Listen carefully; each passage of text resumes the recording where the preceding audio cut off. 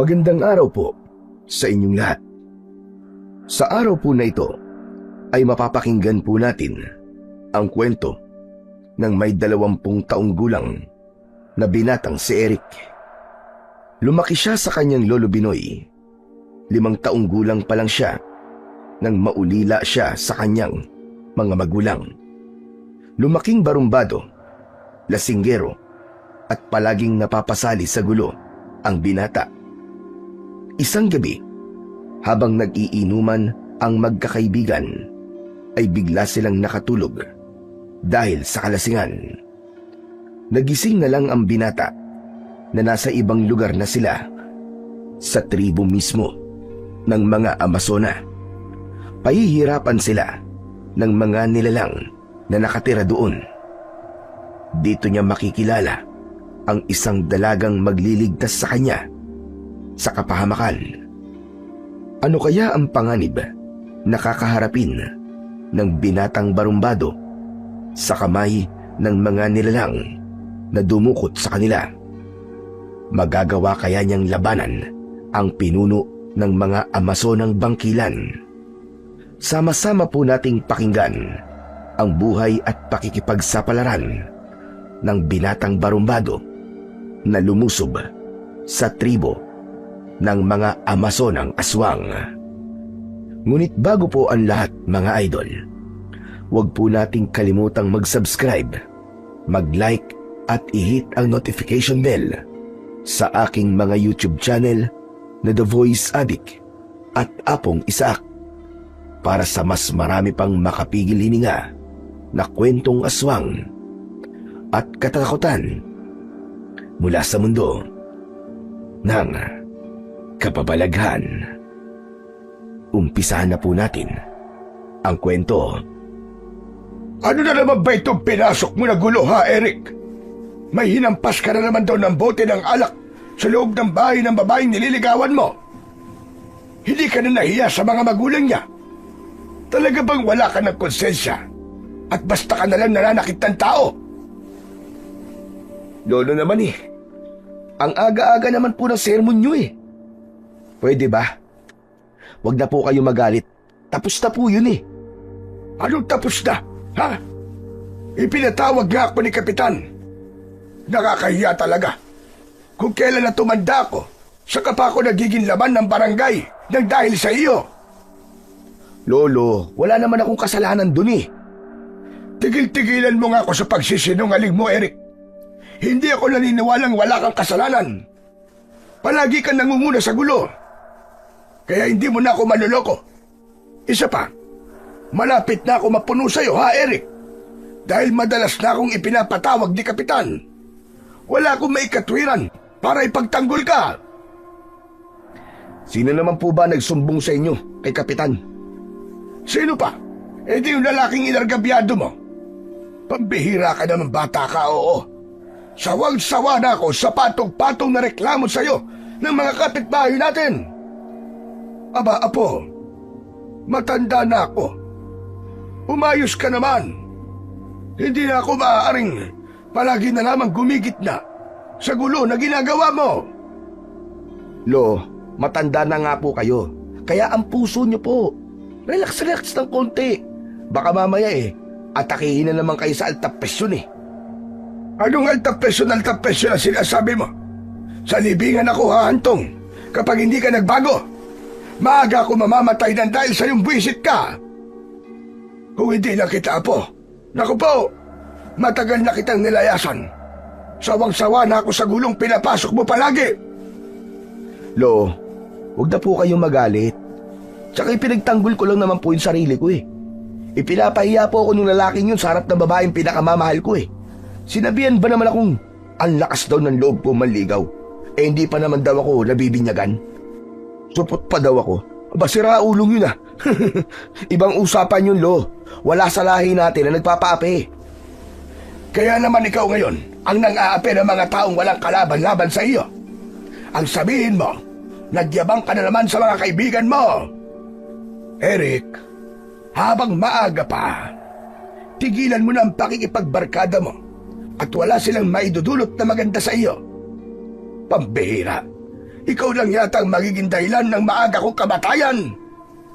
Nako, Lolo Binoy, ang masasamang damo, matagal daw pumamatay yan. Kaya huwag kayo nagsasalita ng ganyan. Aba, ano ba palagay mo sa akin? Masamanda mo! Agad na inawat ng may 20 taong gulang na binatang si Eric ang tangkang pagpalo ng baston sa kanya ni Lolo Binoy. Hindi na nito napigilan ang galit dahil sa kaliwat kanan na reklamong natatanggap ng matanda tungkol sa pagiging barumbado ng kanyang apo. Habang si Eric naman, alam niya kung paano pakakalmahin ang galit ni Lolo Binoy. Kaya hindi siya natatakot na gumawa ng kasalanan dahil alam niyang hindi siya nito matitiis. Pagkatapos ng pagtatalo ni na Eric at Lolo Binoy, lumabas ng bahay ang binata. Saktong paglabas niya ay bumungad naman sa kanyang harapan ang kaibigan niya na si Makoy. Nakangisi itong sumalubong sa kanya habang nakatingin sa kanyang muka. Pambihira ka naman, Tol, oh. Hindi masabitan na kawali ang mukha mo, ah. Sinermonan ka na naman ba ni Lolo Binoy mo? O ano, tama ba ako? Peste kasi ng matalas na dila na nagsumbong kay Lolo eh. Ilaglag ba naman ako? Yung nangyari noong nakaraang araw, aba, nalaman pa ni Lolo Binoy. Ayun, nasabo na naman ako ng katakot-takot, may kasama pang sunrocks. Kulang na nga lang, ikula ako eh. Kaya naman pala ganyan ang itsura ng mukha mo eh. Gusot na para bang hindi madaanan ng pison. Lintik naman yan, Tol. Nangaasar ka ba? Mas lalo mo yata pinapainit ang ulo ko eh. Hindi naman sa ganon, Eric. Parang pinapatawa ka lang, ikaw naman. Masyadong mainit kagad ang ulo mo. Hindi ako sanay na ganyan ka eh. Ngayon lang kita nakitang nagalit ng ganyan. Isa pa, huwag mong isipin yun. Ako ba na nasa kalagayan mo, ganun din ang gagawin ko sa lalaking yun. Lalo na kung nakakalalaki na. Sampal sa ating mga lalaki yun, di ba? Huwag na nga natin pag-usapan ng tungkol dyan. Naaalala ko lang. Umiinit lang ang ulo ko eh. Teka, nasa na ba ang tropa? Bakit di mo sila kasama ngayon? Di ba may usapan tayo? Diyos ko, alam mo naman naman ngayon, tanghali na ako magsigising. Mamaya lang, baka nandito na rin sila. Teka, saan ba ang lakad natin ngayon? Saan pa ba? Di sa dating tagpuan sa kubo ni Dino. Masarap mag-inuman dun eh. Lalo pa tahimik. Saglit lang, Tol, ah. Magpapalit lang ako ng damit. Diyan ka lang.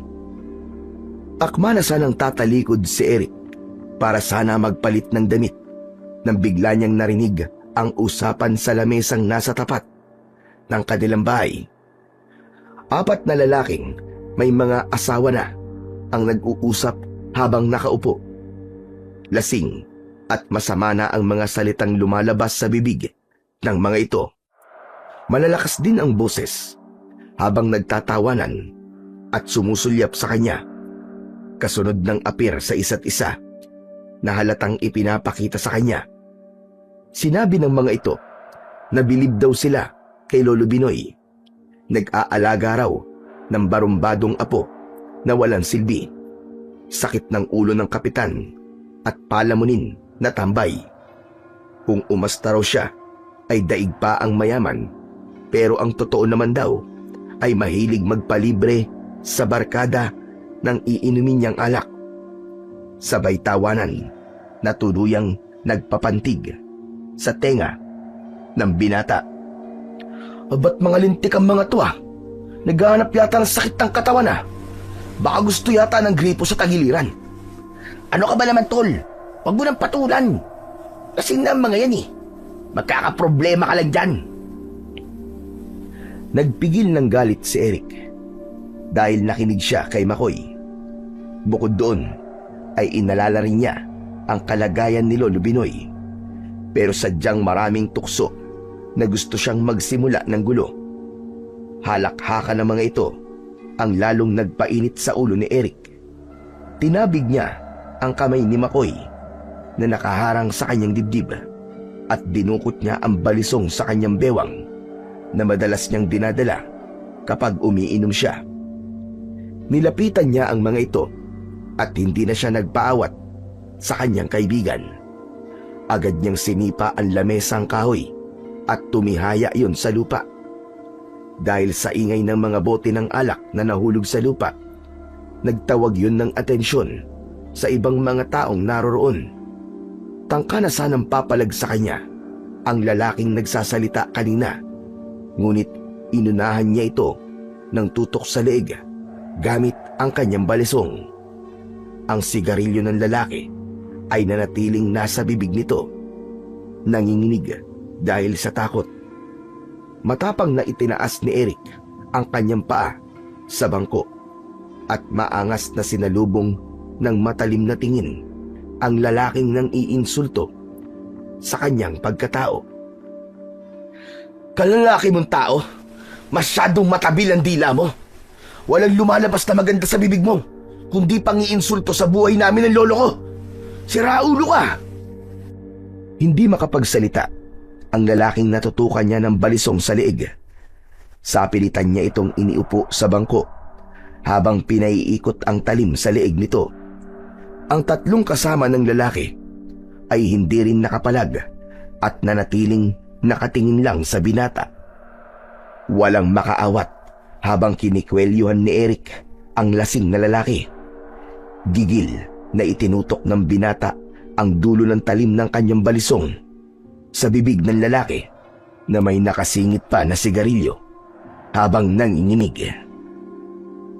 Hindi ka ba nahihiya, ha? Ang laki mong tao? Chismoso ka? Ha? Ano bang problema mo sa akin, ha? Tara, tapusin na natin! Kahit natatakot, ay napilitan pa rin na sumagot ang lalaki at sinabi nitong wala naman itong problema kay Eric. Habang hindi inaalis ang paningin sa nanlilisik na mga mata ng binata. Ayaw niya talaga sa lahat ay yung pinakikialaman sila ng ibang tao na wala namang kinalaman sa buhay nila. Inalis ni Eric ang pagkakatutok ng balisong sa bibig ng lalaki at inilipat niya yon sa damit nito. Mas lalo itong nanginig sa takot dahil sa ginagawa ng binata. Kinuha ni Eric ang nakasinding sigarilyo sa bibig nito, saka hinitit niya at ibinuga ang usok sa muka ng lalaki. Hindi ba't sinabi mong wala kang problema sa akin, ha? Pwes ngayon, may problema ka na! Pagkasabi ni Eric, ay inilagay niya ang sigarilyo sa loob ng damit nito, saka sinuntok ng dalawang magkakasunod sa sikmura. Namilipit ito sa sakit dahil sa pagkapaso sa sigarilyo, kasunod ng malakas nitong pagsigaw. Ang tatlong lalaking nakaupo sa kabilang upuan na nagtangkang sumugod kay Eric ay sinalubong naman niya ng sipa at suntok na tumama sa tiyan ng mga ito. Nang bumagsak ang mga ito sa lupa, itinutok ni Eric ang balisong sa mga tao at pinagbantaan ang lahat ng mga taong naroroon. Ano? Ha? Kayo? Kayo lahat? Kung sino pa ang gusto magsalita ng masama tungkol sa akin, ay matutulad sa mga to. Sino pa? Binabalaan ko kayong lahat. Huwag na huwag kayong makikialam sa buhay ko.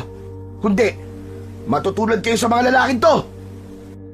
Dinampot ni Eric ang lalaking napaso ng sigarilyo at inihiga ng pabalya sa lamesa.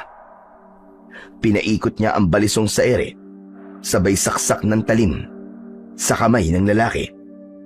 Halos mabingi ang mga tao sa lakas ng sigaw nito, habang ang ibang mga kasama nito ay ganun din ang ginawa ni Eric.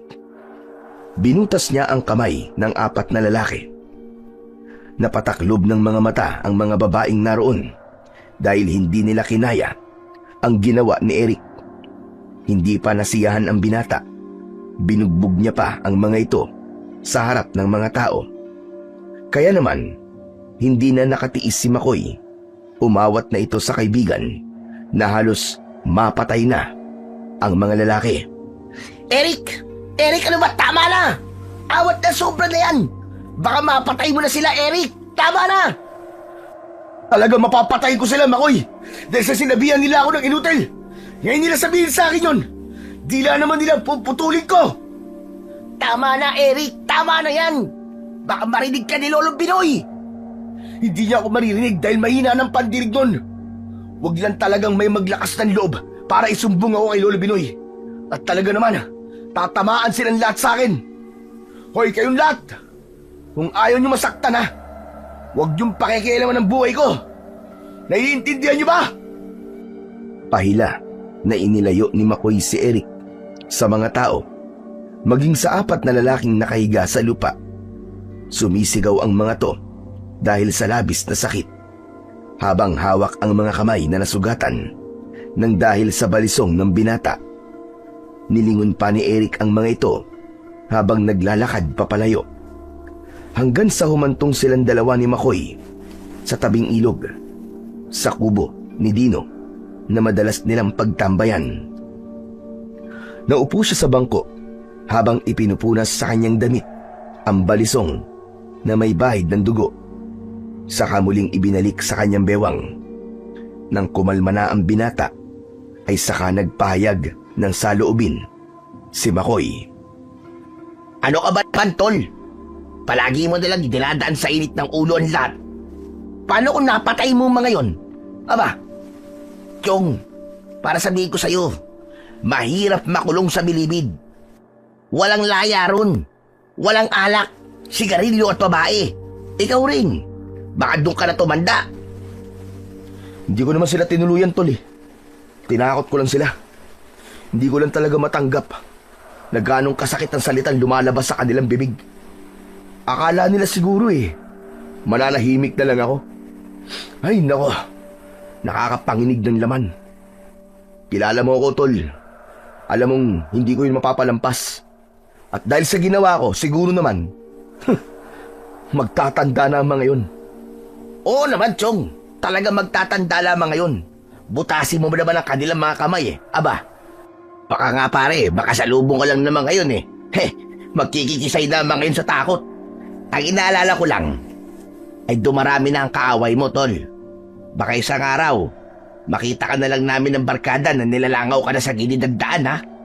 Mahirap na kapag pera ang kumilos.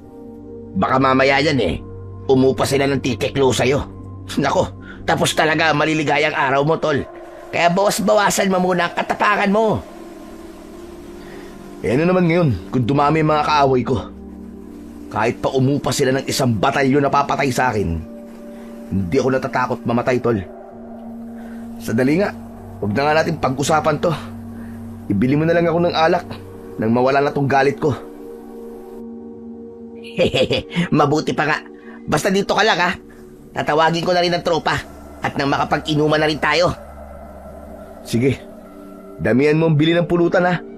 Sabihin mo sa kanila gumastos sila ngayon at mainit ang ulo ko. Kaya libre muna nila ako. Sus, palagi ka naman libre. Bakit? May angal ka? Wala. O, sige na, diyan ka muna. Kakamot-kamot sa ulo na iniwan ni Makoy si Eric. Nakangisi naman na ibinaling ni Eric ang kanyang paningin sa ibaba ng magandang tanawin na palayan mula sa itaas ng burol na kanyang kinaroroonan. Habang nakaupo pa rin ang binata sa mahabang bangko na gawa sa kahoy. Maaliwalas ang paligid, ngunit hindi ang damdamin ni Eric na nagliliyab pa rin sa galit. Maya-maya pa ay narinig niya ang yabag ng paa na nagmamadaling lumapit sa kanya. Si Lolo Binoy, galit na galit at mukhang nakarating na rito ang nangyaring pananakit niya sa mga lalaki. Ano na naman ba ang kulong ginawa mo, ha, Eric? Pambihira ka naman, bata ka, oo. Hindi ba't kakatapos lang natin mag-usap kanina? Ano na naman ba itong nabalitaan ko? Lolo Binoy, pwede po ba tama na? Kung ano-ano po nasasagap niyong balita Hindi ko ito bastang nasagap lang, kundi totoong nangyari kanina. Bakit mo sinaktan ang 4 na lalaking yon?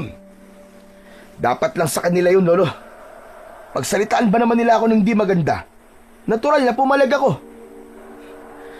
Tayo na po ang pinag-uusapan nila Isa pa, pwede po ba sa akin yun?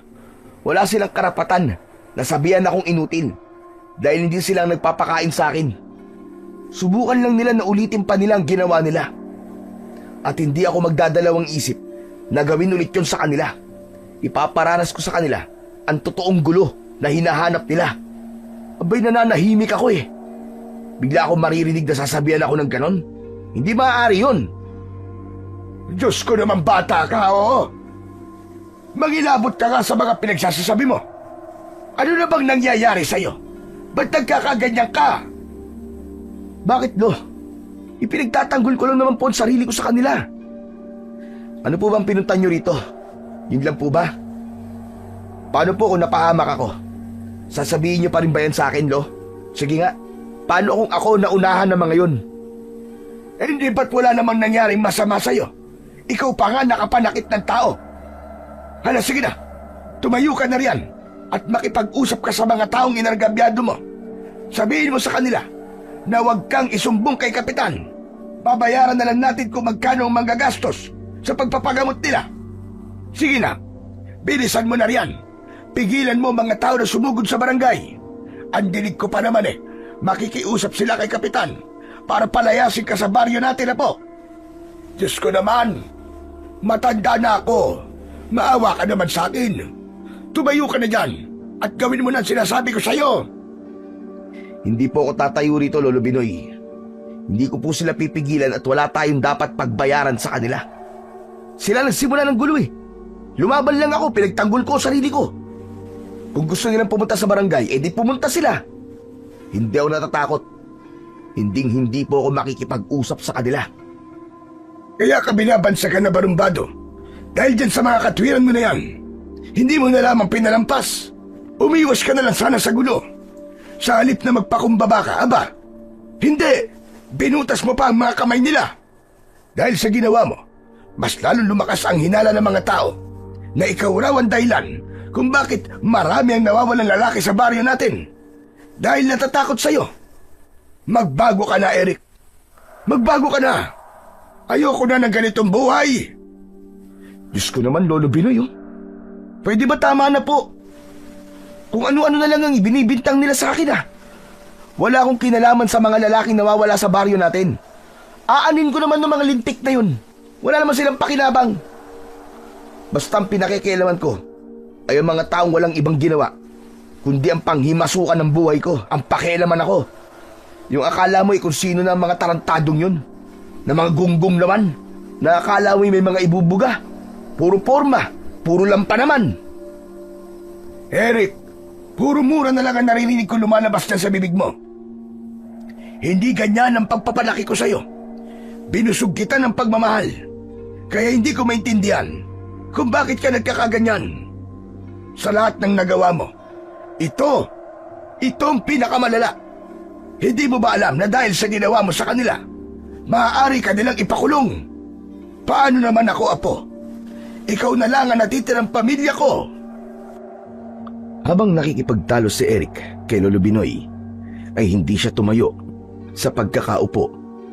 Hinayaan niya itong nakatayo sa likuran niya at hindi niya rin pinagkakabalan na tignan ito.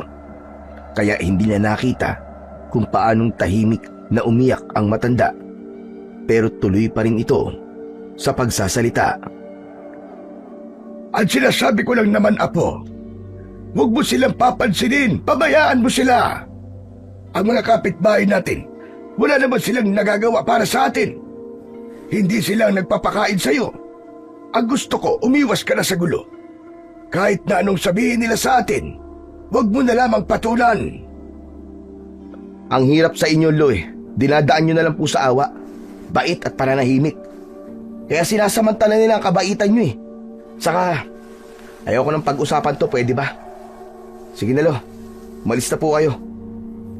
Hindi na nagsalita si Lolo Binoy at narinig na lamang ni Eric ang yabag ng papalayong matanda.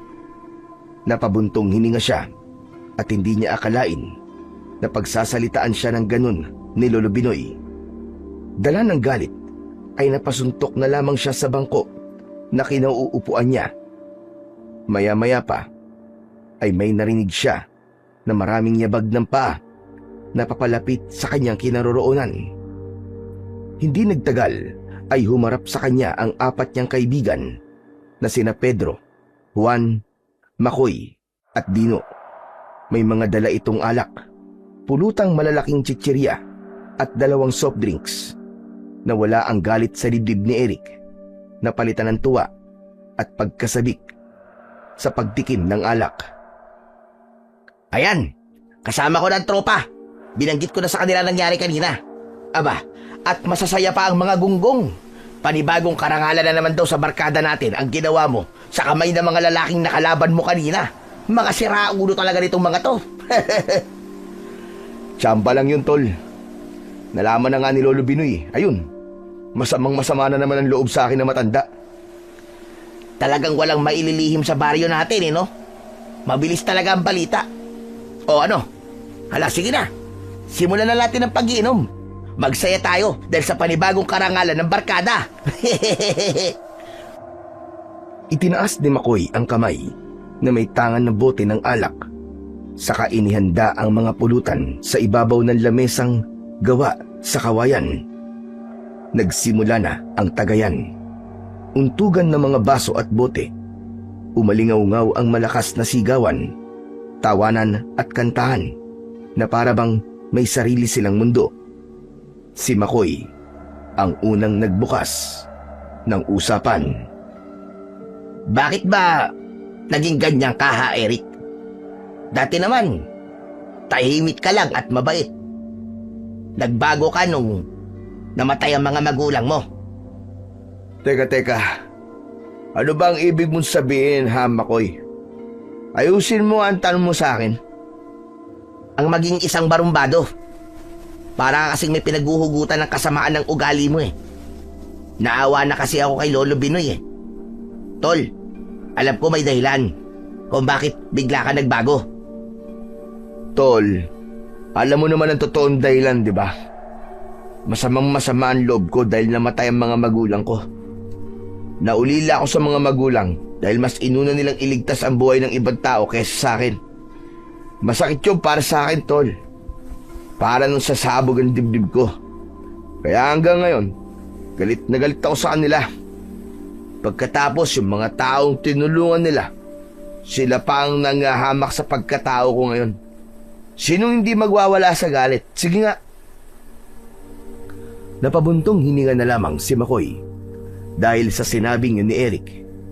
Maya-maya pa ay nagpaalam ito. Sige tol, maiwan ko muna kayo ha. Iihi lang ako. Hindi ko kayang tiisin eh. Sus, ang sabihin mo, tatakas ka lang. Uwihi ka eh. Alam ko, hindi ka na babalik. Sige na, bilisan mo. Kailan ba ako tumakas sa inuman natin? Totoong naiihi na ako eh. Sige na, ituloy nyo na lang ang tagay. Babalik agad ako. Ang mabuti pa, Juan, Pedro, Dino. Samahan nyo nga si Makoy at baka mamaya takasan tayo. Wag na, ito naman walang tiwala. Para may kasama ka rito, mabilis lang ako. Isa pa, hindi rin naman yan makakasama sa akin eh. Tingnan mo nga oh, mga laglag na tuka ng mga yan. Kahit kailan talaga, ang hihina nyo sa alak. Wala nang nagawa si Eric, kundi payagan ang kaibigan na umalis. Medyo tumalab na rin sa kanya ang alak at ang 3 naman niyang kasama ay nakalugmok na rin sa lamesa. Habang tulog at nasa kamay pa rin ang bote, siya na lamang ang natitirang gising. Inubos pa niya ang natitirang alak, ganon din ang pulutan. Hanggang sa tuluyan ng bumigat ang talukap ng kanyang mga mata. Hindi na niya napigilan ang labis na antok. Naramdaman na lamang niya ang malamig at matigas na lamesa sa kanyang pisngi. Nagising ang natutulog na diwa ni Eric sa isang mainit at maalinsangan na paligid. Maingay, mabaho ang singaw na nalalanghap niya sa hangin. Dahan-dahan siyang nagmulat ng mga mata. At gano'n na lamang ang gulat niya nang makitang nasa ibang lugar na siya. Inilinga niya ang kanyang paningin sa paligid at nakita niya sina Pedro, Juan at Dino. Maimbing pa rin na natutulog. Teka, nasan ako? Anong lugar to? Napabalikwas ng bangon si Eric at akma na sanang tatayo. Pero napansin niyang nakagapos ang kanilang mga paa sa katre na gawa sa kawayan. Nasa gitna sila mismo ng isang malawak na tribo. Napapalibutan sila ng mga kubo na gawa sa kugon. Sa kanilang harapan, nakatayo ang maraming mga babae na halos iisa ang mga itsura ng kasuotan na damit. Kapirasong tela na tumataklob sa dibdib ng mga ito. Ang pang-ibaba naman na kasuotan ay maikling short na mula pa sa balat ng baboy ramo. May mga hawak ang iba na sibat, pero mas lamang ang mga babaeng may mga tangan na pana. Lahat ay nakatutok sa kanya na sa isang maling kilos niya, natitiyak niyang sa kanya tatama ang lahat ng mga palaso. Kapansin-pansin ang mga balahibo ng manok na nakatali sa ulo ng mga ito, pati sa bukong-bukong ng paa. Magkakasunod na paglunok ng laway ang nagawa ni Eric habang hindi inaalis ang paningin sa mga babae. Pedro! Pedro Juan! Dino! Huy! Mga tiyong, gumising kayo! Pedro, ano ba? Bumangon kayo! Si Pedro ang unang bumangon at nanlalaki rin ang mga matang napatitig sa mga babaeng nakatayo pa rin sa kanilang harapan. Sunod naman na bumangon ay ang dalawang kaibigan niya na sina Dino at Juan. Hindi sila makagalaw dahil sa mga lubid na nakagapos sa dalawa nilang mga paa. Nataranta sa takot si Dino at sa paggalaw nito ay agad na nagpakawala ng palaso ang isang magandang babae. Tumama ang palaso sa balikat ni Dino.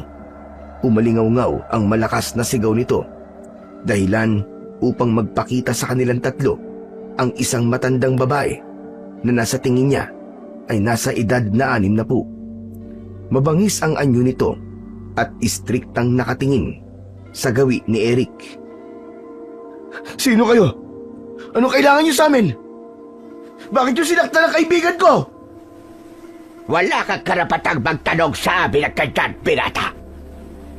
Hawak ko ang buhay ninyo. At sa mga sandaling ito, ako ang magdidesisyon kung gaano kayo katagal na mananatili sa tribo ko. Ano bang kasalanan namin sa inyo? At ginaganito nyo kami? Wala kayong kasalanan. Gusto lang namin na ubusin kayong mga lalaki sa baryong ito. Magtatayo ako ng isang lugar na puro mga babae lang ang nakatira. May sira na yata ang mga ulo nyo eh. Walang sira ang ulo ko. Pero sa gagawin namin sa inyo, kayo ang masisiraan ng ulo. Para sa amin, isang karangalan ang makakuha ng mga katulad ninyo. Lalo ka na, barumbado ka. Kilala kita dahil sa pagiging mayabang mo, lasinggero at mainitin ang ulo. Ganyang pag-uugali ang aking mga gusto. Pakawalan niyo kami dito. Hindi ako pumapatol sa mga babae, lalo na sa mga matatanda katulad ninyo. Pero kapag sinaktan niyo ako, sinasabi ko sa inyo, hindi ako magdadalawang isip na lumaban sa inyo. Dahil sa sinabi ni Eric, ay napahalakhak ng tawa si Marita. Nanginginig ang buong katawan nito at kita yon sa espada na ginagawa nitong tungkod sa pagkakatayo. Saka nagsalita habang nanlilisik ang mga mata. Hindi mo pa rin ba alam kung bakit kayo nandito? Hindi lang sakit ang mararanasan nyo rito, kundi kamatayan at pagpapahirap na walang katapusan. Mawawala ang tapag mo, binata. Pagkasabi nito, ay tinawag ng pinuno ang isang babaeng nakatayo sa hulihan ng hanay ng mga dalaga.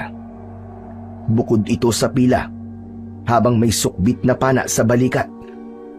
Nakatungo itong lumapit sa unahan, sa tabi ng matandang babae. Linda, iparanas mo nga sa kanila ang magandang pagsalubong sa mga bisita kita. Unahin yung linisin ng binatang may tama ng palaso sa balikat. Masyado kong naiingayan sa kanyang pag-iyak. Parang hindi lalaki. Bakit po akong kailangan gumawa, Pinunong Marita? Kasabay ng pagtatanong ni Linda sa kanilang pinuno, ang paglapat naman ng palad ni Marita sa muka ng dalaga. Sa sobrang lakas ay bumagsak sa lupa ang dalaga at galit na dinuro ng pinuno. Pinagtawanan ito ng mga kasama at umalingaw-ngaw ang galit na boses ni Marita. Sa susunod, kapag may inuutos ako sa iyo, sumunod ka na lang at huwag ka nang nagtatanong-tanong. Naiintindihan mo ba? Sige na, tumayo ka na dyan at gawin mo na ang inuutos ko. Ilipat sila sa gitnang kubo. Gusto kong marinig ang kanilang mga sigaw habang pinahihirapan sila. Nang marinig ng dalaga ang sinabi ni Marita, agad itong tumayo at nag-utos sa kanilang mga kasama na kalagan ng gapos ang mga bihag at dalhin sa kubo na tinutukoy ng mga ito. Hinawakan ng mga babae si Eric at kakaiba ang lakas ng mga ito dahil hindi man lang siya makagalaw. Habang nakatingin lang siya sa babaeng inutusan nito, nakalagan sila ng tali. Napansin niya ang kakaibang kwintas ni Linda na parabang matagal niya na itong nakita. Hindi lang niya maalala kung saan at kailan. Pero binaliwala niya yon dahil mas inuna niyang magpumiglas sa pagkakahawak ng dalawang matabang babae na may pigil sa kanya. Pakaladkad siyang dinala sa kubo kasama ng kanyang mga kaibigan. Sandali! Pakawalan niyo ako! Saan niyo ba ako dadalhin? Ano ba? Bitiwan niyo ako! Mga hayop kayo! Bitiwan niyo ako! Huwag ka na magpumiglas at huwag mo na rin subukan tumakas. Wala kang malalabasan sa lugar na to. Miss, tulungan mo ako. Pakawalan mo ako rito, please. Sige na, nakikiusap ako sa'yo. Ang mga kasama ko, lalo na si Dino, saan niyo kami dadalhin? Ipunin mo na ang lakas mo kaysa magtanong ka sa akin dahil hindi ko rin naman yan sasagutin. Sino ba talaga kayo, ha? Bakit niyo ito ginagawa sa amin? Walang tugon na natanggap si Eric mula sa dalagang si Linda. Diretso silang pumasok sa kubo na pagdadalhan sa kanila. Pagpasok nila sa loob, tumambad sa kanilang paningin ang nakasabit na lalaki. Wala ng buhay, duguan ng katawan at may nakatarak pampalaso sa dibdib nito. Sumalubong sa kanyang pang-amoy ang pinaghalong malansa at nabubulok na laman ng tao nang mapako ang kanyang paningin. Sa gilid ng silid, nakita niya ang mga patay na basta na lamang nakatambak sa isang tabi. Wakwak ang mga tiyan hanggang sa dibdib at maingay ang mga langaw na nagbabantang dumapo sa katawan. Sina Juan, Pedro at Dino na nakasama niya sa loob ay napasigaw. Nanlalaki ang mga mata ng mga ito, nagwawala at nanginginig dahil sa labis na takot. Lahat sila ay nagulat sa mga nangyayari sa kanila. Dahil sa mga natuklasan, sinubukan nilang umatake ng suntok at kumawala sa pagkakahawak ng mga babae. Ngunit parang mga ahas ang mga ito kung gumalaw. Mabilis silang napabagsak sa sahig. Walang nagawa ang katapangan ni Eric habang nakadikit ang kanyang muka sa sahig. Mas lalong tumindi ang naaamoy niyang mabaho na parang nabubulok na laman ng tao. Tama na yan! Itali niyo sila at linisan ang mga katawan. Naramdaman ni Eric na umangat ang kanyang muka sa sahig at sapilitang iginapos sa kawayang poste habang nakataas ang kamay. Wala nang nagawa ang kanyang mga kaibigan kundi ang hintayin ang kanilang magiging kapalaran sa kamay ng mga naggagandahang babae. Maya-maya pa ay umalis na ang mga babae at naiwan si Linda. Nakatingin lang ito sa kanila habang pinapakinggan ang kanilang mga pinag-uusapan. Nang mga sandaling yon, si Dino ay namimilipit sa sakit dahil sa dugong umaagos mula sa palasong nakabaon sa dibdib nito. Wala silang magawa para tulungan ang kaibigan, habang si Juan na hindi mapigilan ang hindi maiyak dahil sa takot. Paano raw sila napunta sa lugar na yon, samantalang masaya pa silang nag-iinuman kagabi? Si Pedro naman ay hinahanap si Makoy habang pinagbibintangan ang kanilang kaibigan na baka raw ibinenta na sila sa mga babaeng bumihag sa kanila. Huwag kayong matakot. Ang kailangan natin ay umisip ng paraan kung paano tayo makakatakas sa demonyong lugar na to. Siguro sila ang nangunguha ng mga binatang matagal nang nawawala sa baryo natin. Ang hindi ko lang maintindihan ay kung bakit dinala tayo dito. Hindi naman natin sila kilala at wala tayong kasalanan sa kanila. Napansin ni Eric na natitigilan din ang kanyang mga kaibigan. Nakatingin lang sila kay Linda. Seryoso ang mukha nito at hindi niya mabasa ang tumatakbo sa isip ng babae. Magsasalita sana si Linda pero natigilan yon nang dumating na ang pinakapinuno ng mga babaeng dumukot sa kanila. Mabilis ang tibok ng puso ni Eric nang sumalubong sa kanyang paningin ang tingin ng matandang babae na si Marita. Pagkatapos ay pairap na sinulyapan nito si Linda. Hoy, Linda! Lumabas ka nga muna at kakausapin ko lang itong mga bago kong bihag. Sige po, Pinunong Marita. Nahabol ni Eric ng tanaw si Linda dahil natitiyak niyang may gusto itong sabihin sa kanya kanina. Pero biglang nagsalita si Marita, kaya nabaling ang tingin sa gawin nito. Nilapitan nito ang may sugat niyang kaibigan na si Dino. Hindi ba't sinabi kong linisan kagad ang katawan nito? Isahod niyo ang dugo at sayang. Dahil sa narinig ni Eric, pati ng kanyang mga kaibigan ay sabay-sabay silang nagwala at nagpupumiglas. Hindi nila hinayaan na lumapit ang mga tauhan nito sa kaibigan nila. Si Eric, hindi na siya nakatiis at mas nilakasan ang boses. Anong gagawin mo sa dugo ng kaibigan ko, ha? Sino ba talaga kayo? Galit na nilapitan ni Marita si Eric dahil naiingayan na ito sa malakas na boses ng binata. Nagulat siya nang bigla siya nitong sinaksak ng kuko sa kanyang dibdib. Namilipit sa sakit si Eric habang nagpupumiglas. Naramdaman niya ang pag-agos ng mainit na likido mula sa kuko nito na nakabaon sa kanyang laman. Mas pinilipit nito ang pagsaksak sa kanyang dibdib, kaya ang kanyang mga paa ay naipadyak niya ng paulit-ulit. Ah! Pakawalan niyo kami! Ano bang kasalanan namin? At ginaganito niyo kami! Wala kayong kasalanan. Basta't natsempuan lang kayo ng mga alagad ko. Malas nyo. Matitikman nyo ang pagpapahirap ko. At matitikman ko naman ang sariwang dugo na walang kasing sarap. Anong ibig mo sabihin? Matandang hukluban ka! Ngumisi si Marita sa tanong na yun ni Eric. Pagkatapos ay lumayo ito sa binata. Ipinakita nito sa kanya kung paano nitong dinilaan ang dugong nakadikit sa kuko nito. Nanlalaki ang mga mata nilang apat sa nakikitang kilos ng pinuno ng mga babaeng dumukot sa kanila. Maya-maya pa ay tumingin ito sa isang alagad nito na nakatayo sa likuran ni Eric at kinausap. Dating gawin, simulan nyo na. Masarap ang lasa ng dugo niya.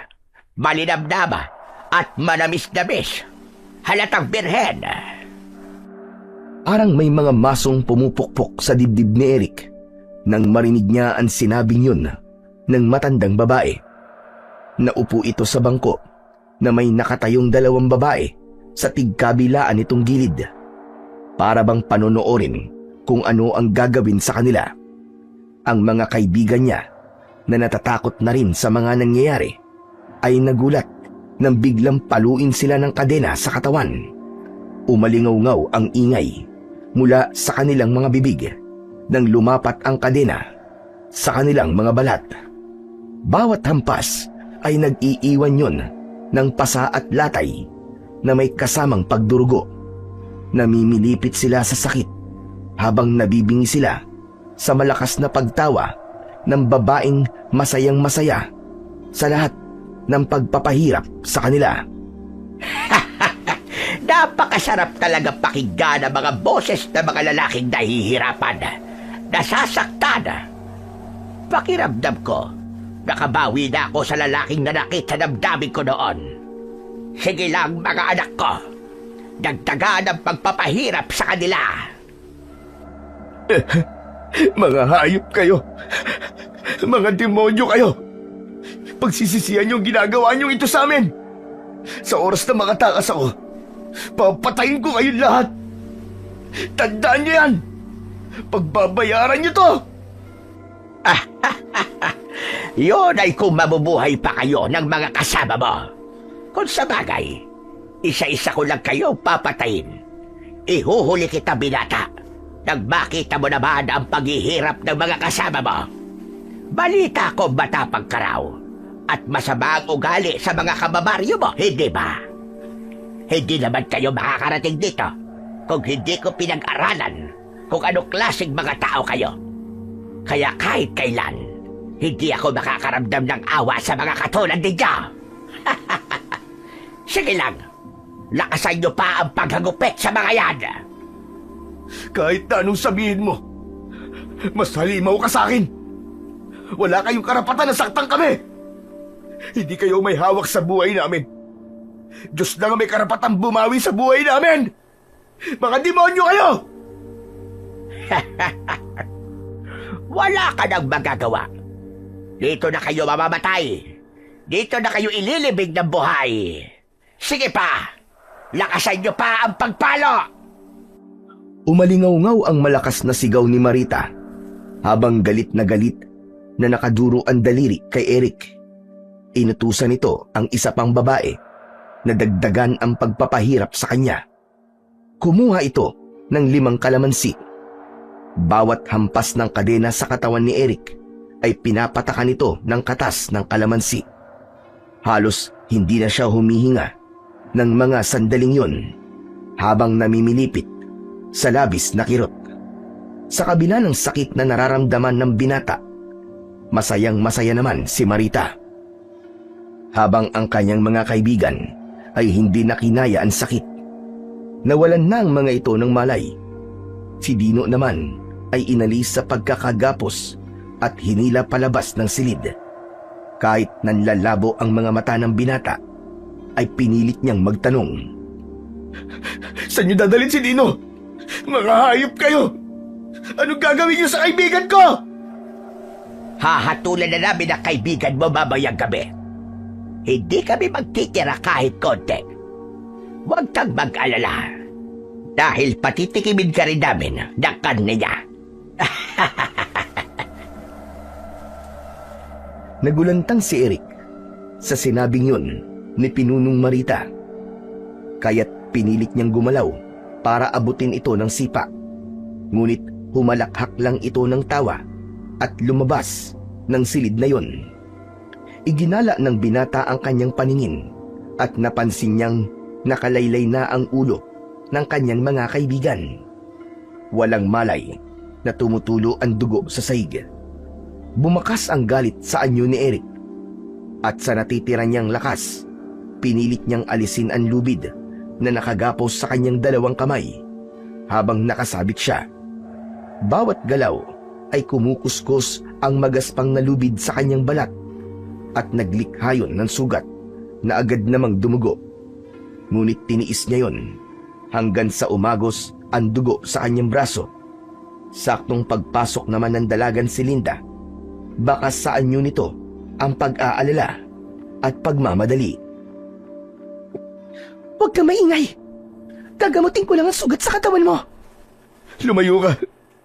Hindi ko kailangan ng tulong mong hayop ka. Isa ka sa kanila. Mga demonyo kayo. Kampong kayo na masasamang nilalang na nagpapahirap sa aming mga lalaki na wala namang kinalaman sa problema nyo.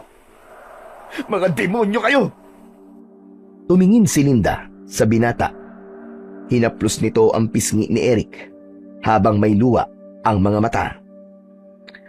Baka sa mukha nito ang matinding awa, lalo na kung paano nitong tinignan ang mga kaibigan ni Eric. Hindi namin to gusto. Pero wala kami magawa. Nandito ako para tulungan ka. Kailangan mo magpalakas para makatakas ka rito. Alam kong may balisong ka sa bewang mo at hindi ko yung kinuha. Itinago ko yun sa bulsa mo kaya sige na. Tanggapin mo na ang gamot na to. Kahit papano ay mapapagaling nito ang sugat mo at mababawasan ang sakit na nararamdaman ng katawan mo. Hindi ako magtitiwala sa mga kagaya mo. Kaya umalis ka na. Dahil sa oras na makatakas ako rito, isa ka sa mga papatayin ko. Tumigil ka! Hindi pa ba sapat sa'yo na isinugal ko ang buhay ko sa pagpunta rito para gamutin ang mga kaibigan mo? Sa oras na mahuli ako rito ni Pinuno, papatayin niya ako at ipapakain ako sa mga alagad niya. Naiintindihan mo ba yon? Ako lang ang makakatulong sa'yo ngayon. Isa pa, hindi sila mga ordinaryong nilalang. Kaya ako nang nakikiusap sa'yo. Lumaban ka at magpalakas. Tumakas ka rito. At iligtas mo mga kaibigan mo. Humingi ka ng tulong sa iba. Sa baryo nyo. Matagal na sinuri ni Eric ang muka ng dalagang si Linda upang malaman niya kung nagsasabi ba ito ng totoo. Nalaman niya na mga Amazona ang mga babaeng dumukot sa kanila. Isang pangkat ng mga babaeng galit na galit sa mga lalaki. Pagkalipas ng ilang sandaling katahimikan, pumayag si Eric na gamutin ni Linda ang sugat niya. Sige. Magtitiwala ako sa'yo. Gamutin mo ako, bilisan mo. Baka mahuli ka pa ni Marita. Agad na tumalima si Linda sa utos ni Eric. Pagkatapos ay sinimulan na nitong gamutin ang mga sugat niya. Naramdaman niya ang paglapat ng gamot sa sugat niya. Kaya kahit paano ay nabawasan ang sakit nun. Ganon din ang ginawa ni Linda kina Pedro at Juan na wala pa ring malay sa pagkakataon na yun. Biglang naalala ni Eric ang kaibigan niyang si Dino. Teka nga pala, saan nila dadalhin si Dino, Linda? Anong gagawin nila sa kaibigan ko? Hindi ko alam kung paano ko ipapaliwanag sa'yo. Pero mamaya lang pagdilim ng paligid, ay tuluyan na siyang papatayin. Pero huwag ka mag-alala. Gagawin ko ang lahat para hindi matuloy ang pagpatay sa kanya. Magtiwala ka lang, Eric. Ano? Pero, bakit nila papatayin ang kaibigan ko? Anong kasalanan namin sa inyo? Kakainin nila ng buhay si Dino. Ipapakain sa mga alagad ni Pinuno para gawing hapunan. Yun ang katotohanan at patakaran sa tribong ito. Kagaya ng sinabi ko, hindi kami mga ordinaryong mga nilalang, kagaya ng inaakala nyo. Kami ang mga pangkat na umuubos at pumapatay sa mga lalaking lasinggero. Mahilig manakit ng asawa at mga barumbadong kagaya mo. Hindi ko alam kung bakit ginagawa yun ng Pinuno namin. Pero hindi namin kagustuhan ito, maniwala ka. Gusto na namin makaalis sa kanyang pamamahala. Hindi na namin kaya ang lahat ng pinagagawa niya. Kaya nakikiusap ako. Lumaban ka, Eric. Lumaban ka. Magpalakas ka. At handa akong tulungan ka. Pero, paano ka? Baka mapahama ka kapag tinulungan mo ko. Wala nang halaga ang buhay ko. Wala na akong pamilya. Namatay silang lahat. Pati ang mga taong nagligtas sa buhay ko. Sa harapan ko mismo, ipinakain sila sa mga aswang. Dinukot kami ni Marita. Pagkatapos ginawa kaming kagaya nila. Hindi ko na matagalan ng ganitong patakaran at pamumuhay. Pero hindi kami masamang aswang. Hayop lang ang kinakain namin. Hindi katulad ng demonyong si Marita. Tao ang kanyang nilalantakan. At kapag wala na kami madadala sa kanyang pagkain, ang mga tauhan niya mismo ang kinakain niya. Kaya napipilitan silang maghanap ng pagkain para sa pinuno. Masama siya. Isa siyang demonyo na dapat nang patayin at ibalik sa impyerno. Umakas ang galit sa anyo ng dalaga habang nanginginig ang kamay na nakakuyom ang kamao. Napalunok ng laway si Eric. Hindi siya makapaniwalang may ganong klasing mga nilalang ang naninirahan sa kagubatang yun. Hindi rin siya makapaniwala kung paanong nabuhay si Linda sa ganong kalagayan. Sa kauna-unahang pagkakataon ay nagtiwala si Eric sa babaeng yun. Teka, anong klaseng aswang ba kayo? Kami ang mga aswang na bangkilan. Ang magagandang babae na nakikita mo. Hindi yan ang totoo naming mga itsura.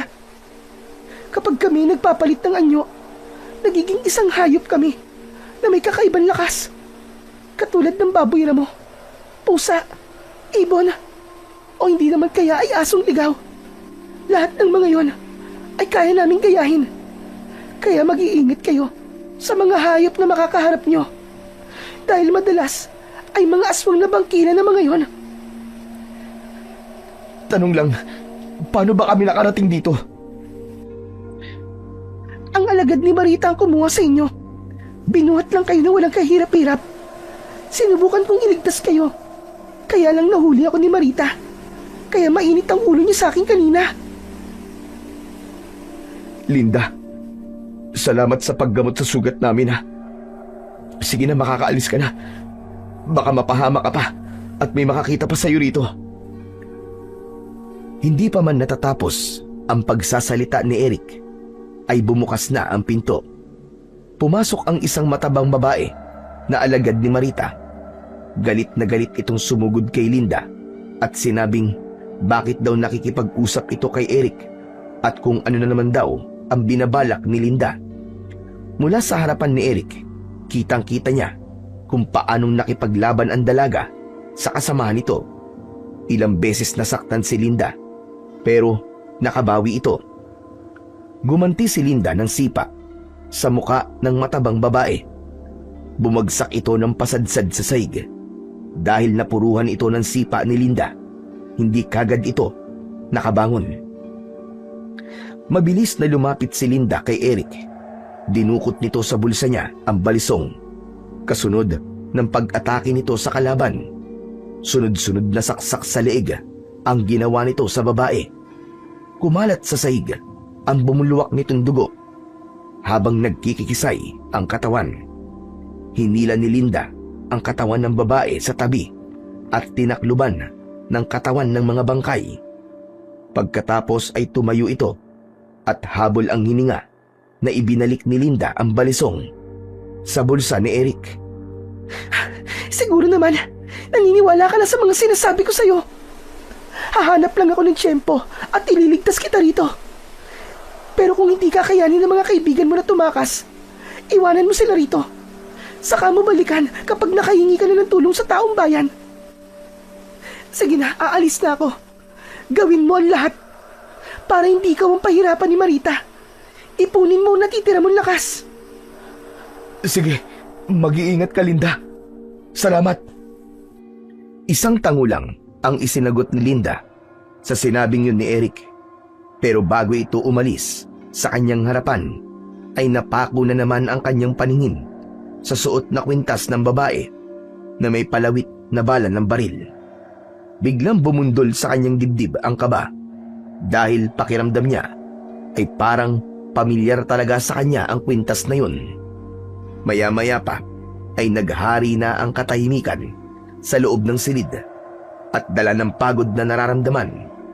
Nang hina ang kanyang katawan at agad na nakatulog.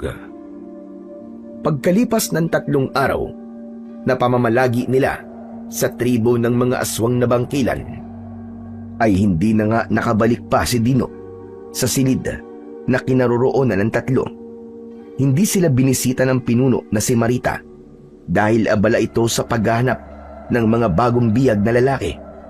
Sapat na ang ilang araw para gumaling ang sugat nilang tatlo na gabi-gabing ginagamot ni Linda. Ito rin ang nagdadala ng pagkain nila. Pero dahil sa malaking pinsala ng katawan ng mga kaibigan ni Eric, hindi makakasama ang mga ito sa planong pagtakas ng binata. Isang gabi, tahimik na pumasok sa loob ng silid si Linda, kasama ang tatlong babae na kakampi nito. Ayaw sana niyang iwan ang dalawang kaibigan.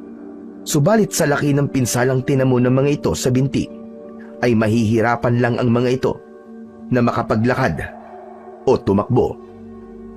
Wala nang oras. Kailangan mo nang umalis dito. Umalis ang aming pinuno at ang mga alagad niya. Mabisa rin ang pinainom kong pampatulog sa mga naiwang bantay rito. Kaya wala na magiging hadlang sa pagtakas mo. Maraming salamat talaga, Linda. Utang ko sa iyo ang buhay ko. Saka ka na magpasalamat kapag nakauwi ka ng ligtas. Pero nakikiusap ako sa'yo. Mag-iingat ka. Balikan mo mga kasama mo rito. Makakaasa ka na habang wala ka, ako munang bahala sa kanila. Sige na, umalis ka na. Mula sa madilim na bahagi ng tribo, ay mabilis na tumakbo si Eric para tumakas. Lakad-takbo na halos hindi lumapat ang kanyang mga paa sa lupa. Sinunod niya ang direksyong itinuro sa kanya ni Linda. Nang mga sandaling yon, ay wala na siyang ibang nasa isip, kundi ang makarating sa bahay ni Lolo Binoy. Halos mabingi siya sa malakas na tibok ng kanyang puso. Pagkalipas ng isang oras na pagtakbo, ay narating niya ang kanilang bahay. Bukas ang ilaw na gasera sa loob ng kanilang sala. Akma na sanang papasok sa loob ng bahay si Eric nang lumabas naman sa pintuan si Makoy. Susugurin niya sana ito para suntukin. Subalit naunahan siya nitong magsalita. Naku, Tol! Ano ba nangyari sa inyo? Saan ba kayo nagpunta? Bakit ngayon ka lang umuwi? Anong ibig mo sabihin? Hindi mo alam kung saan kami nagpunta at kung sinong kumuha sa amin habang lasing kami? Siyempre naman, Tol. Umihi lang ako ng gabing yun, di ba? Pagbalik ko, wala na kayo ng mga kaibigan natin eh. Saan ba kayo nagpunta? Pambihira naman kayo, oo. Hindi kagad nakasagot si Eric sa tanong na yon ng kaibigan dahil hindi niya malaman kung paano niya sisimulan ang pagkikwento rito. At dahil nasa madilim siyang bahagi, hindi nito kagad napansin ang mga sugat sa katawan ni Eric. Kaya nang lumantad siya sa liwanag, ay mas lalong nanlaki ang mga mata ni Makoy. Anak ng tutsa, oo. Ano ba nangyari sa'yo, Tol? Saka nasa ng mga kaibigan natin?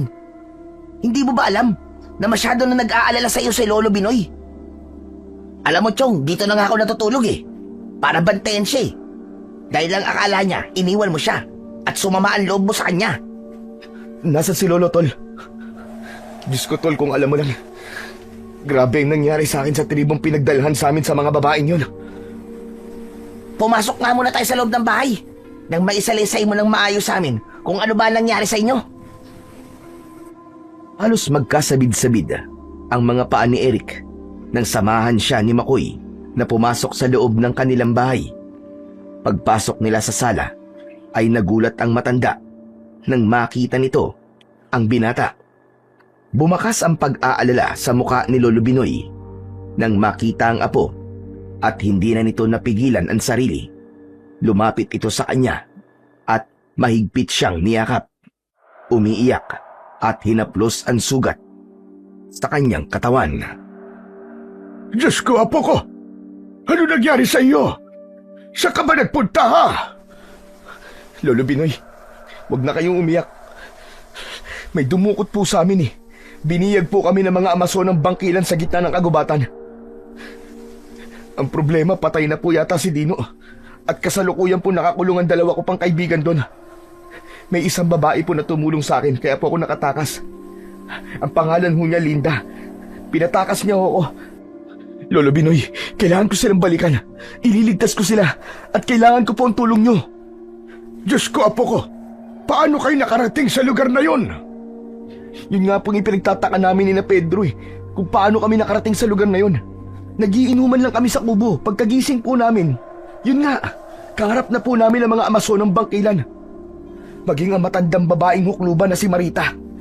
Nakaharap ko siya at pinahirapan kami sa bahay niya.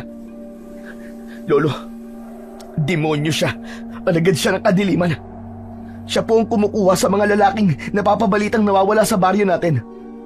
Dahil ginagawa niya pong pagkain. Hindi kagad nakapagsalita si Lolo Binoy. Nangihina ang tuhod nito na napaupo sa bangko na agad naman na inalalayan ni Makoy habang nakikinig din ito sa kwento ni Eric. Pabalik-balik sa paglalakad si Eric habang naguguluhan na panay ang sabunot sa kanyang buhok. Alam ko ang tungkol sa mga Amazonang yon. Ngunit matagal na panahon na silang nananahimik. Magmula nang mamatay ang mga magulang mo, Eric. 15 taon na ang nakakalipas. Magmula nang mangyari ang trahedya sa kanila. Kung hindi ako nagkakamali, dinala ka sa lugar nila kung sana doon din namatay ang mga magulang mo. Pero imposible. Matagal na silang umalis sa tribong yon. Lolo Binoy, bumalik po sila ron para pumatay ng mga kagaya kong barumbado at masasamang ugali. Yun ang sinabi sa akin. Kumakain sila ng tao, Lolo.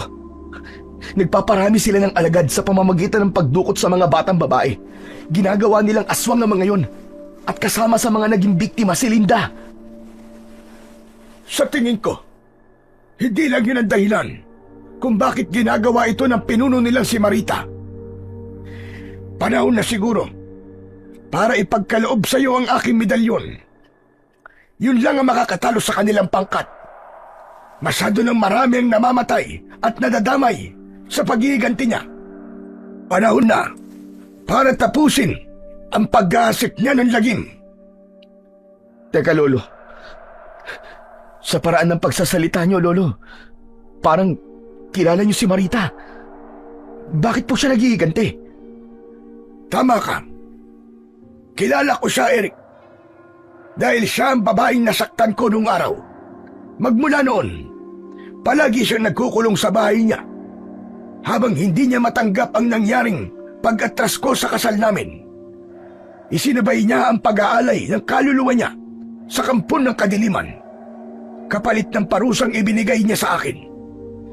Namatay ang mga magulang ko, pati na ang mga magulang mo, nang dahil sa kanya. Marami na siyang napapatay dahil sa naging kasalanan ko sa kanya.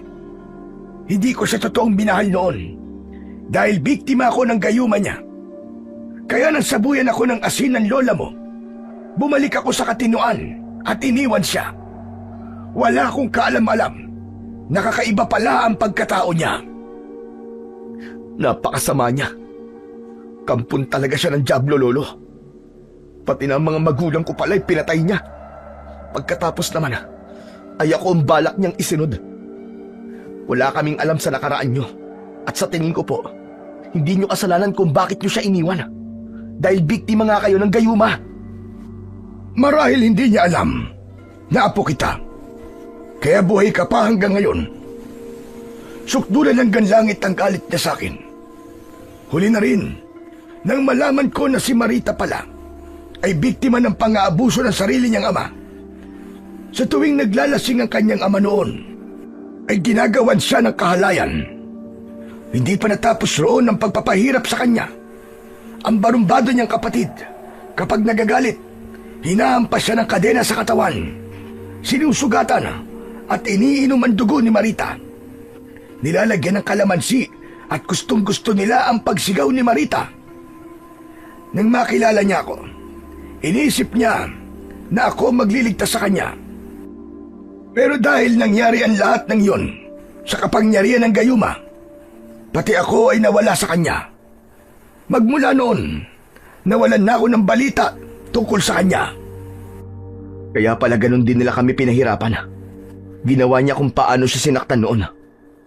Pero kahit ganun, wala kaming kasalanan sa kanya. Para ganun din ang gawin niya sa amin. Masyadong naghirap ang kalooban ni Marita sa kamay ng mga lalaki. Kaya siguro siya nagkaganoon. Pero hindi pa rin po yung sapat na dahilan para maningil siya sa kasalanan ng sarili niyang pamilya. Sila ang dapat na pinarusahan niya. Dapat kayo pa nga po ang magalit sa kanya dahil ginayuman niya kayo. Hindi ako ganun kasama. Kaya ni minsan ay hindi ako nagalit sa kanya, Eric. Dahil sa mga narinig ni Eric, mula sa matanda, nangihinang napaupo ang binata sa bangko. Nakatabi nito. Hinubad ni Lolo Binoy ang suot nitong medalyon at isinuot yun sa kanya. Nagkatinginan sila ni Makoy na wala ring imik sa tabi ni Lolo Binoy. Maging ito ay hindi makapaniwala sa mga kwento na yon ng matanda. Lolo Binoy, tanong lang, ano po bang klaseng medalyon ito? Pinagmasdan ni Eric ang palawit ng medalyon habang nagtatanong sa matanda. Nang lumapat yon sa kanyang dibdib, para siyang nakaramdam ng lakas. Nawala ang kirot ng mga sugat at para bang gumaan ang kanyang pakiramdam. Yan ang medalyon na Tres Pico Roma na may hugis tatsulok at mata sa gitna. Sa loob ng tatsulok ay nakaukit ang 3 letra ng sagradong tanda, ang simbolo ng katawang mortal, isipang banal at kaluluwang hindi namamatay. Ang 3 ito ang bumubuo sa mismong Tres Pico.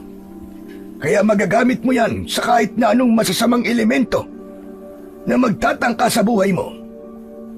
Bibigyan ito ng lakas ang sandatang hahawakan mo at magdudulot ng kamatayan sa mga aswang na bangkilan. Ang 3 tuktok ng dulo ng tatsulok ay nangangahulugan ng lakas na pinagmumulan ng kapangyarihan ng medalyon. Kung ganito po kalakas ang medalyon, may magagamit na po akong panlaban sa mga halimaw na dumukot sa amin.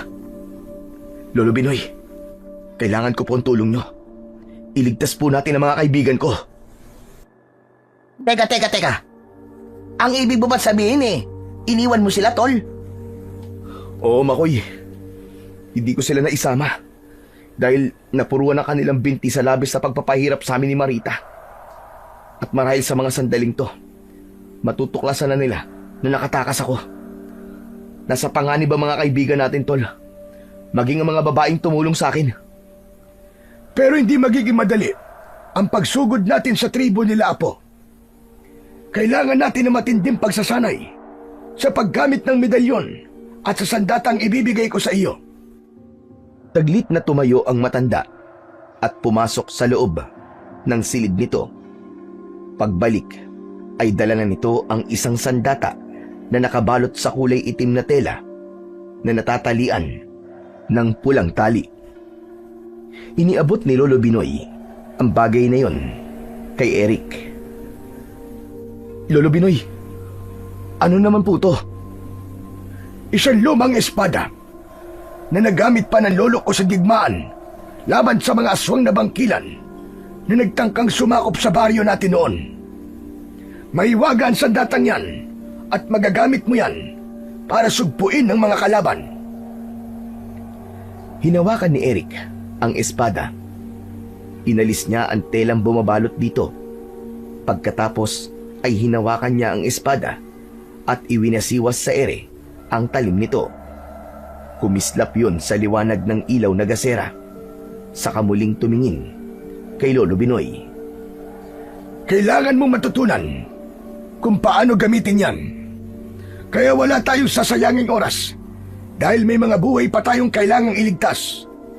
Ngayong gabi, hanggang bukas ng hapon, magsasanay tayo na magsasanay. Sumama ka na rin, Makoy, dahil ikaw ang hihingi ng tulong sa taong bayan. Mauuna kami ni Eric sa tribo ng mga aswang. Huwag kang mag-alala. Alam ni Kapitan kung paano pumunta roon. Kagaya ng napagkasunduan nila, nagsimula sila ng pagsasanay at simula ng maisuot sa leeg ni Eric ang medalyon, ay nawala rin ang sakit ng katawan ng binata. Habang nasa gitna sila ng pagsasanay, biglang lumitaw ang malakas na liwanag sa mata ng medalyon. Biglang napahinto si Eric na agad naman na napansin ni Lolo Binoy. Eric, bakit bigla kang tumigil? Lolo, kakaiba po ang liwanag na lumitaw sa medalyon. Ano po ang ibig sabihin nito? Palatandaan yan na unti-unti mo nang natututunan ang mga galaw sa paghawak ng espada at pagbibigay ng bisa sa medalyon sa pamamagitan ng paglabas ng hangin sa iyong bibig. Nangangahulugan na magkaugnay ang iyong hininga sa medalyon. Kaya sige, ituloy mo lang. Mukhang mapapadali ang paglusog natin sa tribo nila dahil mabilis kang matuto sa paggamit ng sandata. Ipinagpatuloy ng maglolo ang pagsasanay. Maging si Makoy ay nakisabay na rin sa kanila. Pati ang paraan kung paano palilitawin ng binata ang kapangyarihang taglay ng medalyon ay mabilis niya ring natutunan.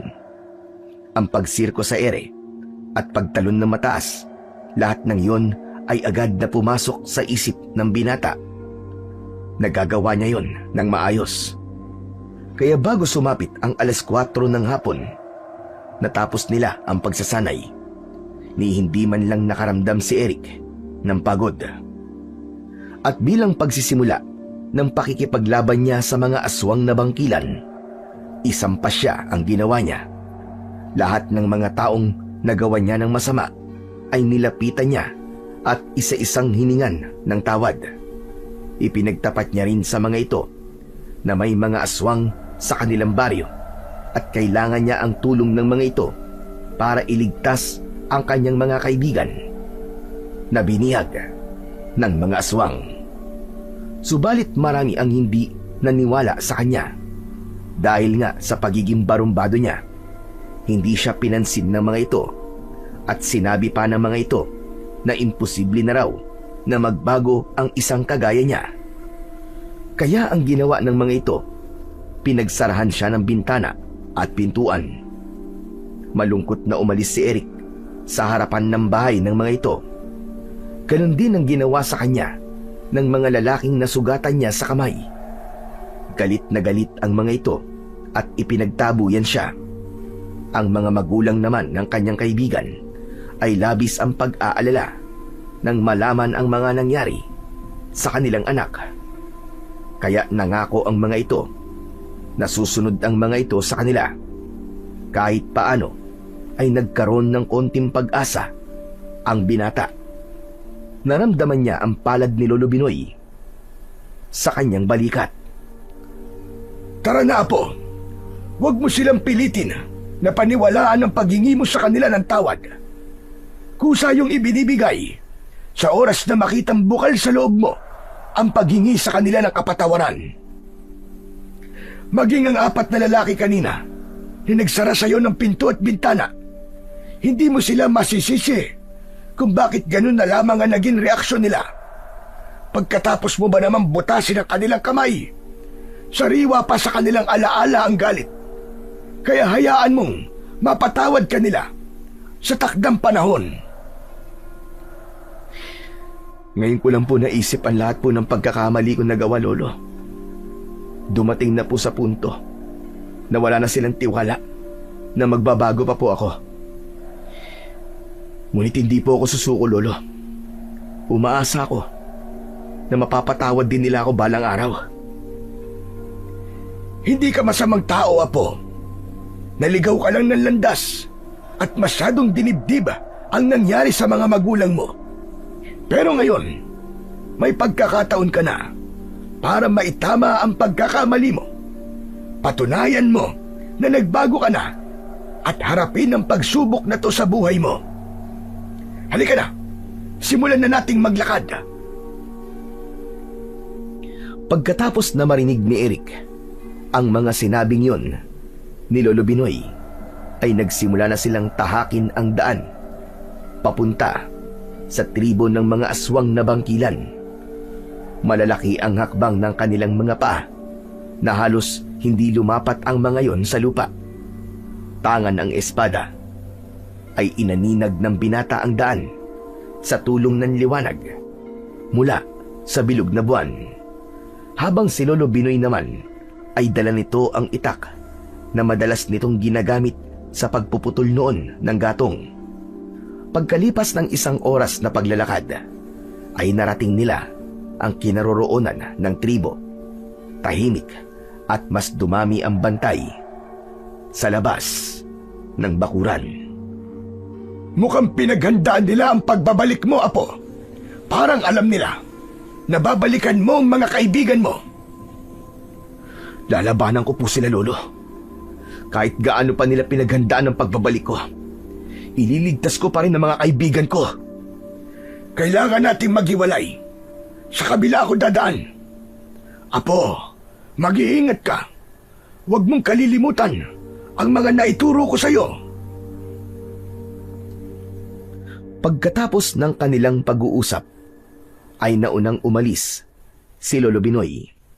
Umikot ito sa kuta ng mga aswang na bangkilan, habang si Eric naman ay dumaan sa dating daan na nilakaran niya nang siya ay tumakas. Magaan ang hakbang ng kanyang mga paa na nagpalipat-lipat siya sa mga kubong nakatayo. Maya-maya pa ay narinig niya ang pag-uusap ng mga alagad ni Pinunong Marita. Nalaman niyang nahuli si Linda at naparusahan ng kanilang pinuno. Pero bigla raw nakatakas si Linda kasama ang mga kaanib nito. Dahil sa mga narinig, nagdesisyon si Eric na magpakita sa mga babaeng nag-uusap, at sa isang iglap, biglang nagbago ang anyo ng mga ito. Mula sa pagiging magagandang babae, biglang tinubuan ang mga ito ng balahibo sa katawan. Humaba ang bibig at lumabas ang malalaking pangil. Naging isang baboy ramo ang mga ito at tumalon pasugod sa kanya. Umikot si Eric habang nakataas ang kanyang espada. Tinamaan niya ang mga ito sa leeg at laking gulat ni Eric nang masunog ang mga ito sa kanyang harapan. Lumitaw rin ang kulay dilaw na liwanag na hugis bilog sa kanyang harapan, na parang ito ang nagsisilbing kalasag niya laban sa mga aswang. Hanep, ang galing! Ganito pala kalakas ang medalyon kapag may hawak akong espada. Nang mga sandaling yon, ay walang kaalam-alam si Eric na pinagmamasdan na siya ni Pinunong Marita habang nakangising nakahawak sa espada. Katabi ang mga kasama nitong Amazona, hawak ang pana at nakatutok sa kanyang kinatatayuan. Bahagya pa siyang nagulat nang sa paghakbang niya ay umalingaw-ngaw ang malakas na boses ni Marita. Ang lakas ng loob mong bumalik pa rito sa tribo namin. At may dala ka pang espada na akala mo naman ay may magagawa laban sa amin. Huwag mong maliitin ang espada na to, tanda. Dahil ito mismo gagamitin ko sa pagpatay sa'yo. Hindi pa man natatapos ni Eric ang kanyang sasabihin, ay lumipad na sa ere ang mga palaso mula sa mga Amazonang kasama ni Marita. Pero hindi tumagos ang mga yon sa katawan ni Eric dahil napigilan ang mga yon ng malakalasag na liwanag na lumitaw sa harapan ng binata. Lahat ng palaso na tumama sa liwanag ay bumalik sa mga kalaban. Lahat ay tumama sa leeg ng mga ito at tumagos yon sa leeg ng mga Amazona. Bumagsak sa lupa ang lahat ng tinamaan ng palaso habang nagkikikisay at nasunog ang katawan. Napaatras ang kalaban at bumakas ang pagtataka sa muka ni Marita. Teka, anong ginawa mo? Bakit bumalik ang mga palaso sa mga alagad ko? Wala akong ginawa para bumalik ang palaso sa kanila, Marita. Ipinapakita ko lang na kaya kitang patayin gamit ang sandata ko. Kaya humanda kang demonyo ka dahil katapusan mo na. Masyado mo minaliit ang sandata ko. Pagkatapos magtatanong ka, ha? Bakit hindi ka ngayon umatake nang makita mo ang hinahanap mo? Matandang hukluban! Nagmamalaking itinutok ni Eric ang kanyang espada sa nakatayong si Marita, habang ang ibang natitirang mga Amazonang aswang ay muling nagtaas ng pana at nagpalipad ng palaso sa ere. Sa pagkakataong yun, ginamit naman ng binata ang kanyang sandata para salagin ang mga palaso na tatama sana sa kanyang katawan. Nang makahanap ng pagkakataon, ay umatake na siya ng tuluyan sa mga ito. Kaliwat kanan ang ginawa niyang pagtaga. Sakto naman na dumating din si Lolo Binoy at dalawa kagad sa mga Amazona ang napabagsak ng matanda. Pero nagulat silang dalawa nang biglang tumayo at bumangon ang mga nasugatan nilang Amazona. Nag-anyong mabalasik na baboy ramo ang mga ito. Nagtatakang napatingin si Eric kay Lolo Binoy, kasunod ng paghalakhak ng tawa ni Marita. Akala mo ba ay ganun lang kadaling mapapabagsak ang mga alagad ka? Nagkakamali ka. Wala ka nang magagawa. Mapapabilang ka na rin sa mga lalaking pinatay ka. Tama na! Tama na, Marita! Sobra na ang kasamaan mo! Hindi kagad nakapagsalita si Pinunong Marita nang makilala ang matandang si Lolo Binoy. Naghari ang katahimikan at napako ang atensyon ng lahat sa matanda. Lalo na nang magsalita ulit si Lolo Binoy. Walang kasalanan ng mga taong pinag-iigantihan mo. Ako ang nagkamali sa'yo. Kaya ako ang patayin mo. Pinatay mo na ang anak ko. Pati ang asawa niya. Pati ba naman ang apo ko si Eric ay kukunin mo rin sa akin? Tama na. Tigilan mo na ito. Ako na lamang ang patayin mo. Bumangis ang anyo ni Marita. Naging isang bangkilan ito na may nakakatakot na anyo. Humaba ang kuko nito. Dumami ang balahibo sa katawan nito. Tumayo ito ng mas doble ang taas, na mas malaki pa sa ordinaryong baboy ramo. Umangil ito ng nakakabingi at masakit sa pandinig, kasunod ng paghaba ng pangil nito sa bibig at pamumula ng mga mata. Umalingaw-ngaw ang garalgal nitong boses dahil sa labis na galit. Kay tagal kong hinintay ang pagkakataon na ito na magkaharap tayo. Kahit patayin kita, Binoy, ay kulang pa ang buhay mo sa inilikha mong sakit sa kalooban ka. Alam mong wala akong kasalanan sa'yo. Biktima lang ako ng gayuma mo. Ikaw ang may kasalanan sa akin. Pero ni minsan hindi ako nag-isip na gumanti sa'yo. Hindi ko hinayaan na maging masama ako para lang parusahan ka. Ikaw ang may kasalanan sa akin. Sinira mo ang buhay ko. Winasak mo ang pamilya ng apo ko. Hindi. Dahil yun ang nararapat sa mga lalaking kagaya ninyo.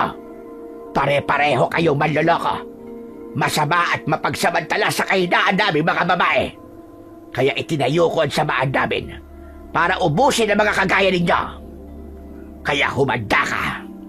Dahil papatayin na kita ngayon. Nanlaki ang mga mata ni Eric nang makitang sumugod si Marita sa gawi ni Lolo Binoy. Nakipaglaban ito sa matanda at nagpambuno gamit ang mga sandata ng mga ito. Ilang beses na bumagsak sa lupa si Lolo Binoy dahil malakas ang kalaban nitong bangkilan.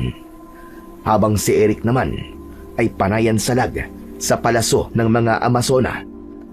Isang mataas na pagtalon ang ginawa ng binata at sakto ang pagbagsak niya sa harapan ng mga kalaban. Isang malakas na pagtaga ng espada ang ginamit niya at sa tulong ng medalyon, nasunog ang mga ito hanggang sa maging abo. Habang abala si Eric, ay tinamaan siya ng espada sa likod. Paglingon niya, ay nakita niya ang nakangising si Marita. Nakangisi itong habol ang hinga. Isang malakas ulit na pagtaga ng espada ang ginawa nito at tumama naman sa kanyang tiyan. Bumagsak siya sa lupa habang namimilipit sa sakit. Alam ko ang kahinaan ng medalyon. Hindi ka pwedeng atakihin sa likod. Hindi ba sinabi sa'yo ni Binoy? Kawawa ka naman, bata. Nanghihiram ka ng tapang sa medalyon na walang silbi. Habang nagsasalita si Marita, ay panay ang hakbang nito papalapit sa kanya. Nakita ni Eric na duguan din si Lolo Binoy at gumagapang sa lupa habang pilit na inaabot ang nabitiwan nitong itak. Ganon din si Eric na tinutungtungan ang kamay niya at dinudurog ng paa ni Pinunong Marita habang nakatutok sa kanyang leeg ang espada nito. Hindi ba't ganito mo rin takutin ang mga nakakalaban mo sa baryo nyo? Pwes, ganito rin ang gagawin ko sa iyo. Pero alam mo, nanghihinayang ako sa iyo. Matapang ka pa naman. Kaya lang, mamamatay ka na rito. Biruin mo, ang pinakamabangis kong alagad na si Linda. Natutong lumaban sa akin para sa iyong hayop ka. Para iligtas ka. Kaya lang, nalaman ko ang ginawa niya sa tauhan ko at sa pagpapataka sa iyo. Kaya naman pinatay ko na siya. Marahil sa mga oras na to, hinahatulan na siya ng mga tauhan ka. Nagkakamali ka! Hindi siya mamamatay ng basta-basta dahil mabuti siyang nilalang. Hindi kagaya mo, nakampo ng kadiliman! Oo na, kampo na ng kadiliman kung kampo ng kadiliman. Wala akong pakialam. Kaya nga may kakayahan kaming mabuhay. Kahit masaksak mo kami ng sandata nyo. Huwag kang maniwala sa kanya, Apo. May kahinaan sila. Hindi maaaring wala. Niloloko ka niya para panghinaan ka lang ng loob. Dala ng galit ni Marita sa pagsingit ni Lolo Binoy sa usapan, ay ito naman ang hinarap ni Pinunong Marita. Isang saksak sa hita ang ginawa nito, kaya't napasigaw sa labis na sakit si Lolo Binoy. Napasigaw din ng malakas si Eric. Tama na! Tigilan mo na yan! Huwag mo saktan si Lolo! Ako ang kalabanin mo! Ako na lang! Sa kabila ng mga sigaw ni Eric, ay hindi siya pinakinggan ni Pinunong Marita. Kitang-kita niya kung paanong bugbugin ito ang matanda hanggang sa mawalan ito ng malay. Tumayo ito at lumapit sa kanya. Sabay suntok sa kanyang dibdib. Wala itong tigil sa pag-atake sa kanya na para bang katapusan niya na ng mga oras na yon. Ilang sandali pa ay tumayo si Marita at akma na sanang itatarak nito ang espada sa katawan ni Eric nang biglang umalingaw-ngaw ang tunog ng lumipad na palaso papunta kay Pinunong Marita. Tumama ang palaso sa bukong-bukong ni Marita. Natumba ito sa lupa habang nagkikikisay sa labis na sakit. Lumitaw si Linda mula sa madilim na bahagi ng kakawyan. Tumakbo ito papalapit sa binata at inalalayan siya nitong tumayo. Tumayo ka, Eric! Linda! Diyos ko, salamat at buhay ka! Nakaligtas ka! Iniligtas ako ng mga kasama ko. Hindi nila ako pinabayaan. Tumayo ka na! Labanan mo si Marita, bilisan mo! Sugpuin mo ang kasamaan ng aming pinuno. At ako na ang bahala sa lolo mo. Sige na! Patayin mo na si Marita! Agad na iniwan ni Linda si Eric. Lumapit ito kay Lolo Binoy na pansamantalang nawalan ng malay. Hinarap ni Eric ang nakahigang si Marita habang nagkikisay at nagwawala dahil sa masakit nitong bukong-bukong, habang ang walang tigil na pagbulwak ang dugo nito mula sa nakabaon na palaso. Hindi! Hindi totoo ito! Lumayo ka sa akin! Hindi kayo magtatagumpay! Lalaban ako! Ikaw ang hindi magtatagumpay, demonyo ka! Dahil hahatulan na kitang hayop ka! Para sa mga magulang ko na pinatay mo! At si Dino, na nadamay pa ng dahil sa'yo! Sa bukong-bukong lang naman pala ang kahinaan mo. Kaya ngayon, isinusumpa ko, hindi ka na mabubuhay para mambiktima pa ng mga tao! Para sa lahat ng ginawa mong kasamaan! Ah! Malakas na napasigaw si Eric dahil sa labis na galit. Ubod lakas niyang itinarak ang espada sa dibdib mismo ni Marita, kasabay ng pagsiklab ng liwanag mula sa medalyon. Sumabog ang katawan ni Marita. Nagkapira-piraso ang mga yon hanggang sa masunog at sumama sa hangin ang abo nito. Tinugod na rin niya ang mga Amazonang walang tigil sa pagpapakawala sa palaso. Hindi nagtagal, mula sa tarangkahan ng tribo, pumasok ang taong bayan na merong kanya-kanyang dalang mga sandata. Ang mga Amazonang bangkilan ay sabay-sabay na nag-anyong baboy ramo. Pero dahil sa malakas na puwersa ng taong bayan at nalaman ng mga ito ang kahinaan ng mga aswang, walang nagawa ang mga Amazonang bangkilan. Tinanggap nila ang pagtaga, hampas ng kahoy at pagbaon ng itak sa katawan ng mga ito. Ang isang matabang Amazonang bangkilan naman na sumugod kay Eric, sinalubong naman niya ng saksak sa leeg gamit ang balisong sa kanyang bulsa at sinundan niya pa yon ng pagsaksak sa bukong-bukong nito hanggang sa nasunog ang katawan nito at naging abo. Pagkatapos ng labanan, nagising naman ang matandang si Lolo Binoy habang nasa harapan nito si Linda. Salamat sa Diyos! Ay, natapos na ang pag-aasik ng lagim ni Marita. Malaya na tayong lahat. Nagtagumpay ang apo ko. Malaya na tayo! Mabuti naman po at ligtas na tayo. Pero may sugat po ang paa, tita nyo. Baliwala ito, Iya. Ang mahalaga, ligtas na tayo. Aba, teka sandali. Nahinto sa pagsasalita si Lolo Binoy nang mapako ang tingin nito sa suot na kwintas ni Linda. Doon din napatingin si Eric na nagtataka sa reaksyon ng kanyang Lolo Binoy. Teka, Lolo Binoy. Bakit po? Bakit ganyan po kayo makatingin sa kwintas ni Linda? Ano ang problema? Eric, apo ko, hindi mo ba natatandaan ang kwintas na nasa leeg ni Linda? Kaya nga po Pamilyar po yan pero hindi ko po maalala kung saan ko po nakita ang kwintas niya. Pag-aari yan ng anak ko. Ang tatay mo, ang may-ari ng kwintas na yan. Ikaw ang unang gumamit niyan. Pero dahil maarte ka noon, ibinalik mo ang kwintas sa iyong ama.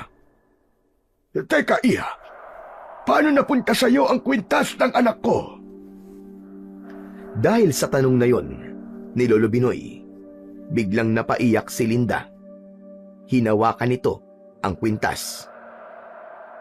Ang may-ari po ng kwintas na to, ang nagligtas po sa buhay ko. Mag-asawa silang namatay nang dahil po sa akin. Pinatay sila ni Marita. Sa pagliligtas nila sa akin, buhay nilang naging kapalit. Bago nalagutan ng hininga ng lalaki, ibinigay niya po ito sa akin at nakiusap na ibalik ang kwintas na to sa kanyang anak. Hindi ko naman po alam na ang lalaking tinulungan ko pala ay anak niya. Patawarin mo ko, Eric. Ako ang batang iniligtas nila. Kaya ka nawalan ng mga magulang. Napakaliit talaga ng mundo. Talagang pinagtagpo kayo ng apo ko para sa kwintas na yan. At sa dinami-rami ng tutulungan mo, ay ang anak pa ng mga taong nagligtas sa iyo. Nakakakilabot ang pangyayaring ito. Sadyang magaling talaga ang Panginoong Diyos. Kung ganun pala, ikaw ang batang iniligtas ng mga magulang ko. At sa pamamagitan mo, kaya buhay pa rin ako hanggang ngayon. Wala kang kasalanan sa pagkamatay ng mga magulang ko, Linda. 2 beses mo rin akong iniligtas. Sino ko para magalit sa taong muntik magbuwis ng buhay ng dahil sa akin? Linda, maraming salamat. Dala ng bugso ng damdamin ay yayakapin sana ni Eric si Linda. Subalit iniharang ni Lolo Binoy ang kamay nito. Tama na yan, apo. Dalaga pa rin si Linda at binata ka naman. Ligaw muna bago yakap. Ikaw talaga. Napakabilis mo. Lolo naman parang yakap lang naman Wala namang mali siya yun. Walang mali ang kalokohan mo. Isa pa, baka mapaso si Linda sa suot mong medalyon. Ang ganda pa naman, masusunog lang ang balat. Napahagit-git na lamang sa tuwa si Linda habang nagmamaktol naman si Eric dahil sa sinabi ng kanyang lolo. Maya-maya pa ay hinubad ni Linda ang suot na kwintas at iniabot yon sa binata. Heto na, Eric. Ibabalik ko na sa itong kwintas. Wag na. Para sa'yo naman talaga yan eh. Ako naman ang magbibigay niyan sa'yo. Oo nga pala, teka. Paano ka nga pala ngayon? Ipagpapatuloy ko ang nasimulan namin. Ngunit sa paggawa na ng kabutihan, huwag ka mag-alala. Handa kaming tumulong sa lahat ng mga kababaryo nyo. Basta't magsabi lang kayo. Linda. Pwede ba kaming dumalaw rito paminsan-minsan? Oo naman. Bukas ang aming tribo para sa inyo, Eric. Lalo na sa mga kaibigan mo. At asahan mo na kapag kinailangan mong tulong namin, ay nakahanda kaming tumulong sa inyo sa abot ng aming makakaya. At kung may susunod pang mga nilalang na mag-aasik ng lagim sa lugar na to, kami ang unang haharap sa kanila para sa inyo. Kung nasan man ang mga magulang mo ngayon, ay sobra akong nagpapasalamat sa kabutihan nila para sa akin. Pagkatapos nilang mag-usap, ay lumitaw na rin sa kanilang harapan ang taong bayan na tumulong sa kanila. Sina Makoy, Pedro at Juan ay nakangiting nakatingin kay Linda. Hindi pinabayaan ng dalaga ang mga ito para manatiling buhay. Habang ang apat na lalaki naman na nakaaway ni Eric na may benda pa sa kamay ay magkatulong sa nakahigang si Dino na hindi naman pala tuluyang napatay dahil nailigtas ito ni Linda. Hinangaan ng lahat ang husay ng dalaga habang ang mga tao naman ay tinanggap ang paghingi ng tawad ni Eric. Nang gabing iyon ay natapos ang malagim na paghahari ni Marita, isang babaeng naghiganti sa madilim na sinapit sa kanyang nakaraan. Kaya lang, ang pagiging maling gawain niya ang nagtulak sa kanya para malugmok sa kamatayan at ipagpalit ang kaluluwa sa hari ng kadiliman. Pagkalipas ng ilang oras na paglalakad, ay ligtas silang nakauwi sa baryo ng Malindak. Dala ng pag-asang maibabalik na ang katahimikan sa baryo. Samantalang si Linda naman at ang mga alagad nito ay nanatili sa tribo bilang isang mabait, mahusay na pinuno ng mga Amazonang bangkilan. Hindi nagtagal ay nagbago ng tuluyan ang binata. Tumulong na siya sa mga tao. Nakikiisa na rin siya sa mga usaping pangkapayapaan. Ginamit niya ang pagiging tagapangalaga sa medalyon para ipatupad ang kapayapaan sa kanilang baryo. Habang si Lolo Binoy naman ay naging isang mahusay na albularyong tumutulong sa mga may sakit. Paminsan-minsan, dinadalhan nila ng mga pagkain sina Linda at ang mga kasama nito sa tribo.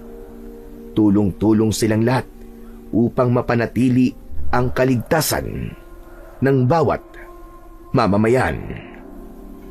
Ika nga sa kasabihan, tumulong ka ng walang hinihintay na kapalit dahil bahala na ang Diyos sa iyo sa pagganti ng kabutihang nararapat para sa iyo. Yun ang hiwaga ng Panginoon sa buhay ng tao. Sadyang nagpapadala siya ng mga anghel na tutulong sa iyo sa oras ng kagipitan at bilang ganti, tumulong ka rin sa iba ng bukal sa iyong kalooban at walang inaasahang kapalit. Maging mabuting nilalang at alisin ang galit sa dibdib. Dahil kahit na kailan, walang maibubungang maganda sa buhay ng tao ang paghiganti at hindi pagtanggap sa pagkakamali. Matutong magpatawad, magpakumbaba para ang buhay mo ay magkaroon ng katahimikan at kapayapaan.